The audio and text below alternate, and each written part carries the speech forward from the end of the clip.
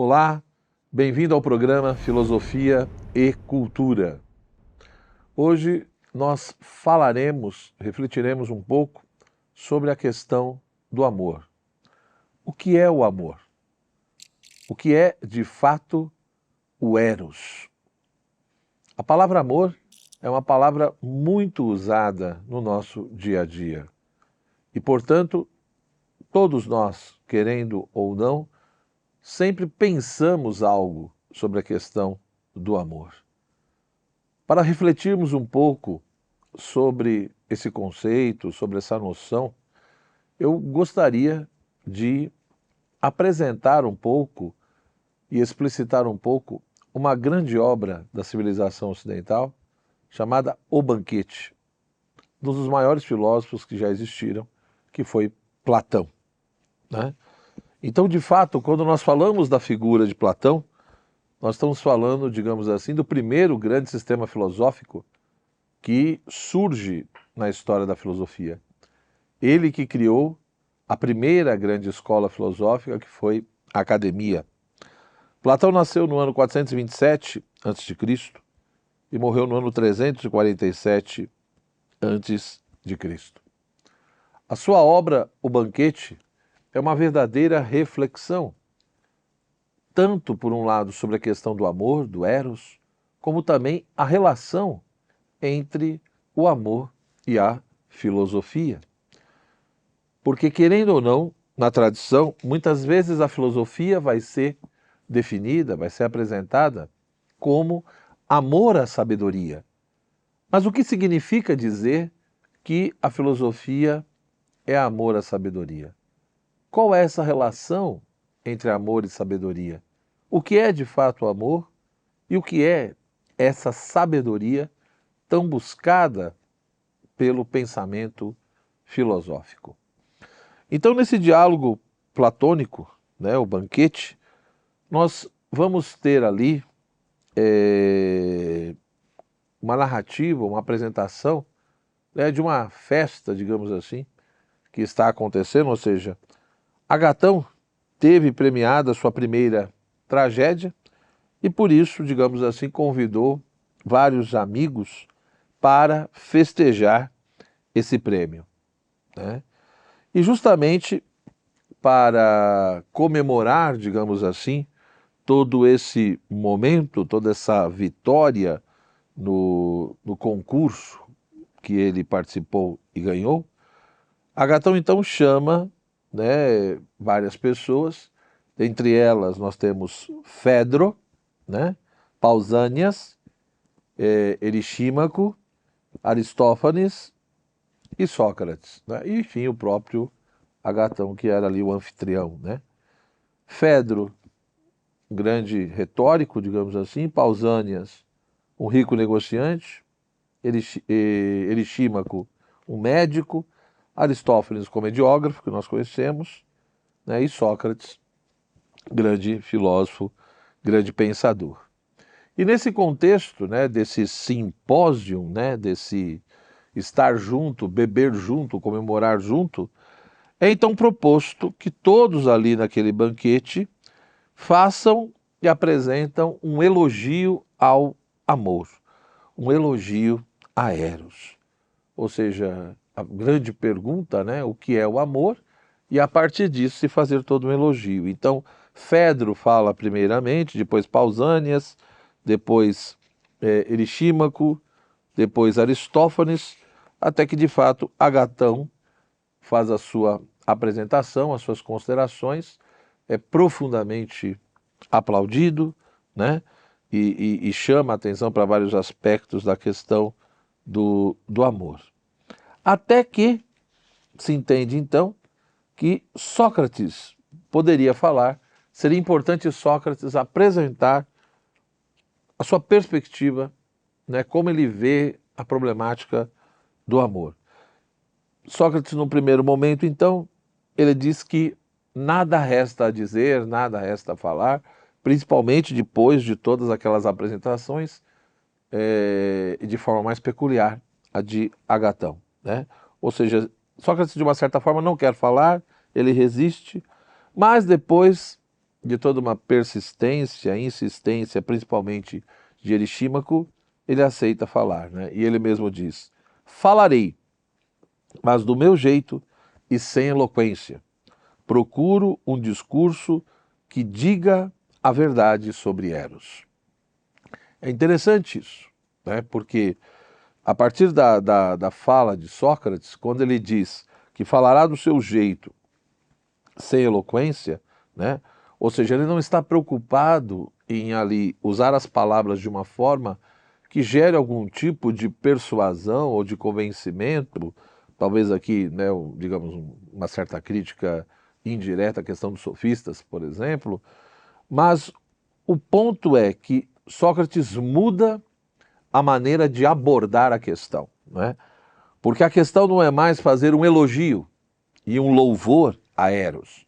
É como se Sócrates estivesse dizendo: olha, tudo que vocês disseram é muito interessante, mas ninguém respondeu de fato à pergunta: o que é o amor? O que é Eros? Né? Por quê? Porque para eu dizer o que é o amor, eu preciso de fato expressar qual é a essência do amor. Né? Qual é de fato, e aí é lógico, dentro do contexto platônico, né? Falar da essência de algo é falar da ideia, né? É falar daquele modelo inteligível que é a referência primeira. Então, o que é Eros em si?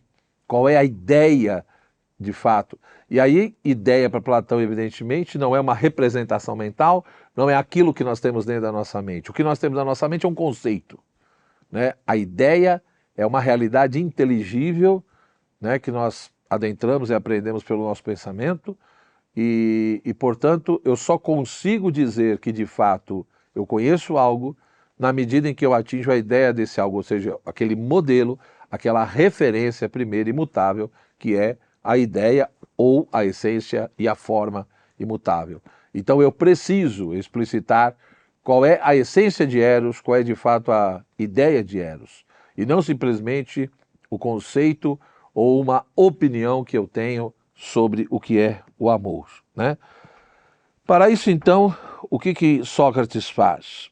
Ele simplesmente não vai fazer ali todo um discurso retórico e nem meramente um elogio. Ele vai tentar explicitar justamente esse conceito. De que maneira? Narrando o encontro e o diálogo que ele teve com Diotima de Mantineia, que ele apresenta como uma mulher sábia nas coisas do amor, né? E a partir disso, então, desse encontro, ele vai procurar, digamos, narrando, explicitando como foi esse encontro, ele então mostra, de uma certa maneira, o que é o amor, né? Ora, Diotima, né? Então, nesse diálogo, um vai perguntando, o outro vai, enfim, respondendo. Diotima mostra que Eros, ele não é um deus, né? Ele não é nem divino e nem humano, né? Ele é um daimon, ou seja, uma entidade intermediária, mediadora, né? Que estabelece, então, toda uma relação entre deuses e humanos, né?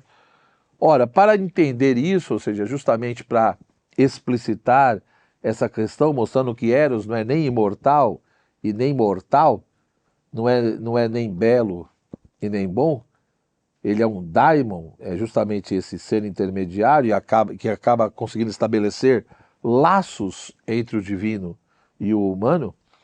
É justamente ali que é interessante o próprio mito da origem de Eros, né? Ou seja, você tem o nascimento de Afrodite, né, a Bela, e, portanto, está sendo comemorado esse nascimento. A deusa Penúria, né, ou Pênia, como muitos dizem, ela não foi convidada para participar disso, né, dessa festa. No final da festa, ela entra, então, no jardim que estava ali acontecendo, toda aquela festa, enfim, mas no final de tudo isso, ela entra no jardim, quando já está terminando essa festa, para comer os restos, né, aquilo que sobrou, que estava lá. E ela vê que o deus Poros, que era o deus da astúcia, estava dormindo, né, era o deus do estratagema. Então Poros estava dormindo, Pênia, que era a deusa da carência, da penúria, vê Poros dormindo e ela desejava profundamente ter um filho com ele. Portanto, ela deita ao seu lado e acaba, então, concebendo um filho junto com Poros, né? E é aí que está a geração de Eros. Por isso que Eros, ele vai ter ao mesmo tempo a astúcia e vai ter a carência, porque ele tem algo que é da mãe, né? O que ele traz da mãe, que é a deusa Penúria ou Pênia, é justamente o que? Ele vive maltrapilho, né? Ele tem toda vez essa carência, ele sente falta de algo, ele sempre está faminto de. Enquanto do pai, ele traz justamente a questão do quê? Da audácia, né? Ele é engenhoso, ele é astuto, ou seja, ele é um grande caçador que não larga a sua presa, ou seja, é alguém hábil, maquinador, que tem toda aquela capacidade de tentar conquistar o objeto desejado. Então, nesse sentido, Eros, né, é essa articulação entre a carência de um lado e a astúcia de outro. Por isso que no mesmo dia ele floresce e vive, mas ao mesmo tempo ele morre e renasce, né? Ora, se de fato Eros é isso, e portanto dentro dessa perspectiva mítica de toda essa linguagem metafórica, mostrando que ele, portanto, devido a isso, ele não é nem Deus, não é divino, mas também não é tolo. Por isso que existe de fato esse amor à sabedoria. Ele é astuto e pobre, né? Mas também, ao não ser nem divino e nem tolo, é por isso que Eros nos leva a amar. Eros, portanto, é uma força. Eros, portanto, é aquilo que impulsiona, né? Ou seja, se de fato Eros é o amor, o que o amor ama, o que o amor nos leva a amar. Do ponto de vista platônico, Eros, quando se diz que de fato nós amamos a sabedoria, Eros é essa força e impulso que nos leva a buscar essa sabedoria. Então, por um lado, o Eros pode estar por trás dessa questão da filosofia enquanto amor à sabedoria, porque ele não é nem Deus e nem um tolo.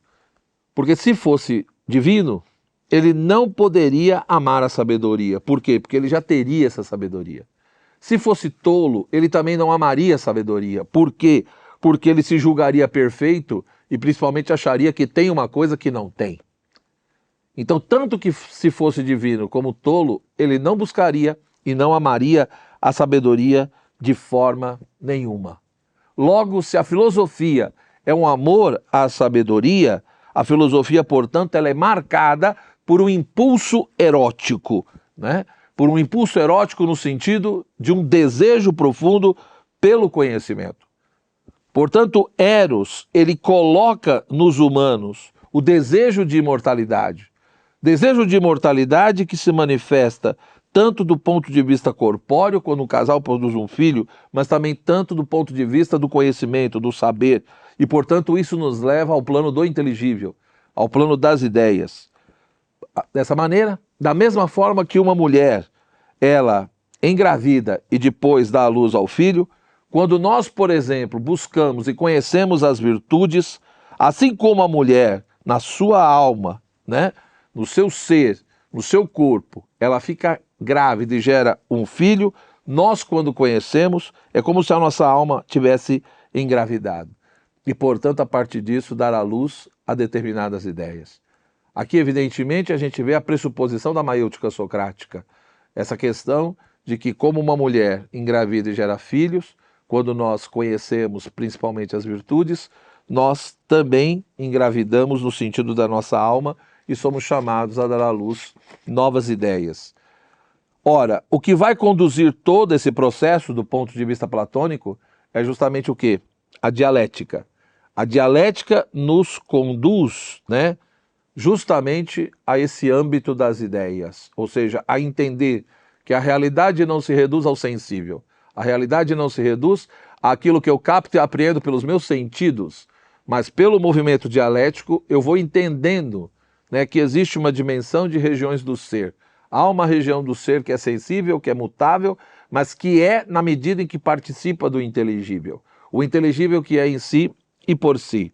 Portanto, quando o movimento dialético faz com que eu vá em direção ao inteligível, aquilo que é imutável, aquilo que é em si mesmo, é ali que eu tenho condições de adquirir o conhecimento, de atingir de fato a episteme, a ciência das coisas, na medida em que eu atinjo a teoria, ou seja, a contemplação das próprias ideias. Mas também, quando nós damos à luz, né, não só as ideias, mas as próprias virtudes, né? Então, veja, quando buscamos conhecer as virtudes, né, nossa alma fica grávida e, portanto, fazemos nascer novas ideias. Por outro lado, quando damos à luz as próprias virtudes, nós também nos tornamos mais virtuosos, né? E se as virtudes têm uma dimensão de imortalidade, então, nesse sentido, ao dar à luz novas ideias e principalmente a dar à luz virtudes na nossa vida, nós nos tornamos imortais igual às virtudes que são imortais.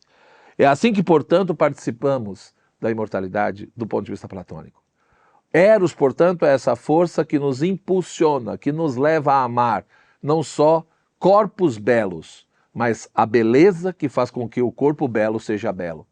Portanto, se por um lado a filosofia é amor à sabedoria, ela é, nesse sentido, impulso ao conhecimento, a busca pela contemplação da essência e da ideia imutável. Mas concomitantemente também, a filosofia não é simplesmente amor à sabedoria.